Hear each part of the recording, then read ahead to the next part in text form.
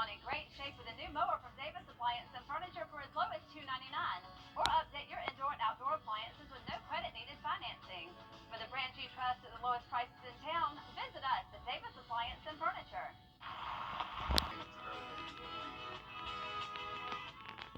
Welcome to Davis Appliance and Furniture, where you can find the best deals in town. We have sofa and love seat sets starting at $5.99, and we offer financing and delivery to meet your needs. For the top brands at the lowest prices in town, visit us at Davis Appliance and Furniture. Follow News 12. From the station that's on your side, this is News 12, First at 5. A chemical plant fire in Illinois is far from over. Why fire officials are letting the flames burn out instead of putting it out themselves.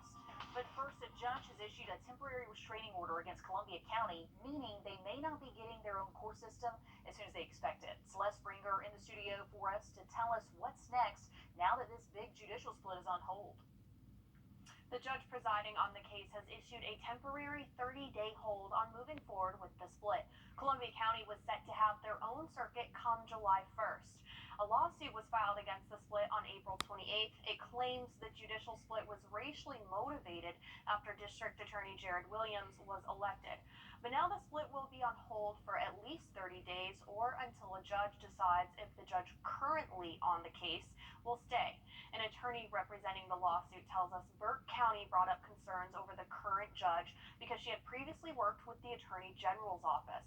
While the split is on hold, the court will decide who rules on the lawsuit, and either way, local attorneys will tell us the battle for the judicial split is far from over.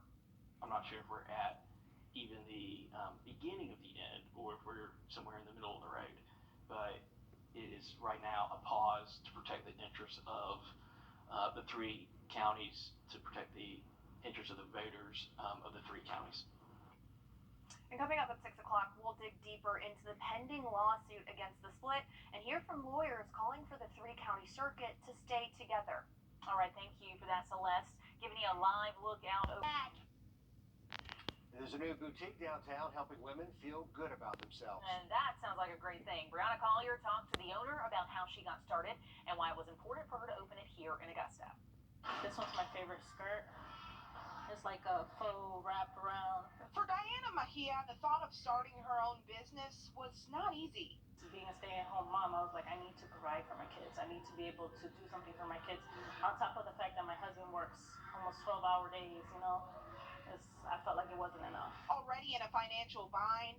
I was telling my husband, we just need to invest in something and do something instead of just, you know, living off the government or taking the easy route out. Mejia and her husband and 3 kids decided to move to Augusta from Florida in hopes of starting fresh, not to mention being a full-time student working toward her MBA. We were just struggling financially over there. We were living in my mom's house. We were all in one bedroom, 5 of us in one bedroom. Through the struggle, Mejia came up with the idea of Graciously Unique Boutique, catering to plus-sized women. Being a plus-sized woman, I know how hard it is to go into a store where there's a mixture of skinny clothes and plus-size clothes, and like I've got left stores frustrated, crying because I can't even find that one item for me. Using stimulus checks and income tax checks, her idea manifested, landing her a spot on 8th Street.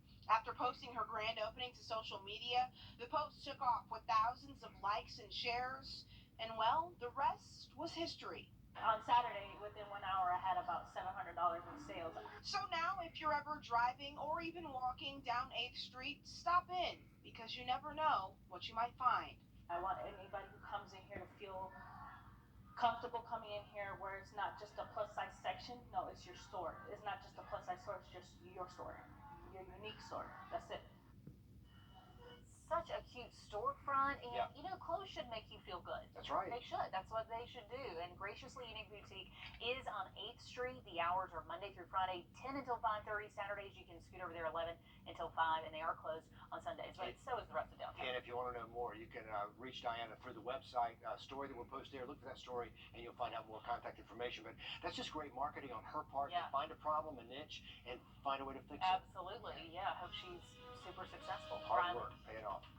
Next couple of days, it's going to feel different, folks. Beautiful weather in store. We'll have a look at that forecast in just about 10 minutes.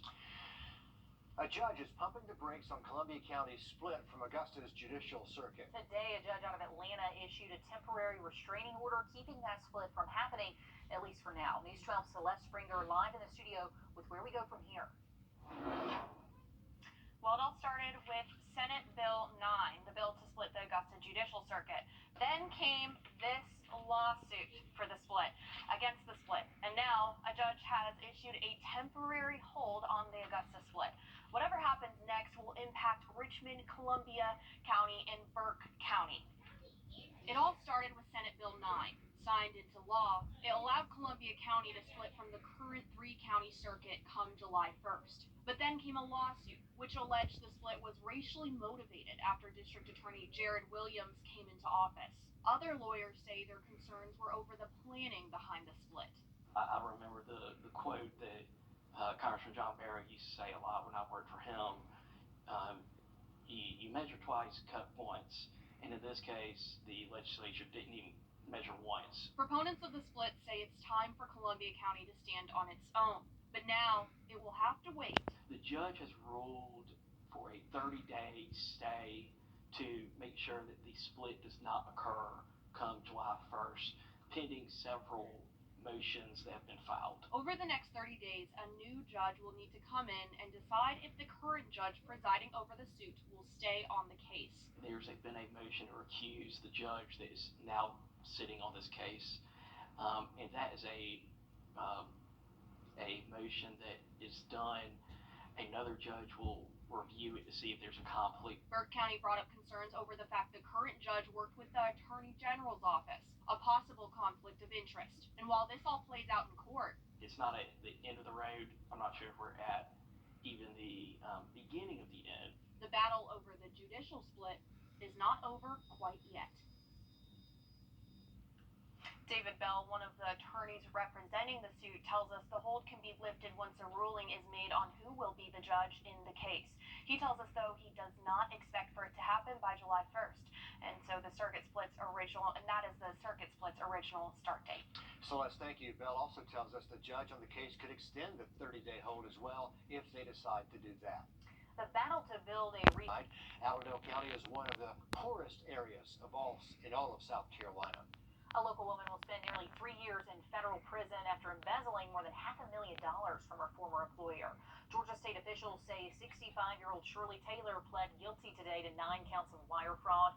They say she was employed at an Augusta medical practice from 2006 to 2020 as the office and payroll manager. And during that time, they say she stole nearly $1.2 million, which she used to pay her mortgage. Taylor's been ordered to pay back nearly all of the money. She'll also serve 3 years of supervised release after her sentence. Happening in the next hour, Aiken County leaders expected to talk about recognizing June 19th as Juneteenth in the county. Juneteenth is also known as Freedom Day. It celebrates the end of slavery in the U.S. Here's News 12's Sloan O'Cone with how local groups are preparing for celebrations this weekend. There are celebrations happening all around the CSRA this weekend. Each event will have live music, guest speakers, vendors, food, and more. I spoke with one organizer of an event in downtown Augusta about how they hope to make a difference. Juneteenth isn't a new day, but one with a renewed special meaning. Johnny Gregory is the president of the Band of Brothers. For him, this isn't just a celebration, but education. And we came together for the sole purpose of making everybody aware of Juneteenth. The holiday remembers when the last of the slaves learned they were free. And that's when the last slaves were free. We were all free, and that's the day we celebrate. That's what we celebrate. And the celebration grows. The first year they saw around 500 guests. By the third, 1,200. This year, they hope for 1,500. We want even more. We want the whole city. We would love for everybody to be out there. Celebrating any way you can. The Band of Brothers say they hope to bring the community together, strengthening their relationships and helping each other grow.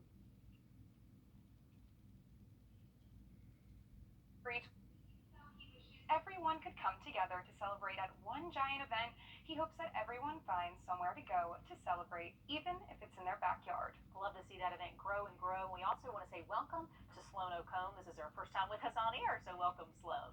Here is a look at the details for the Band of Brothers event. This will be their 5th annual Juneteenth Festival, and it's happening Saturday from 2 to 8 o'clock. That's at Daniel Field. It is free for everyone. They're going to have live performances. clinic, so lots to see and do out there. And Riley, it looks like this weekend should be some pretty decent weather.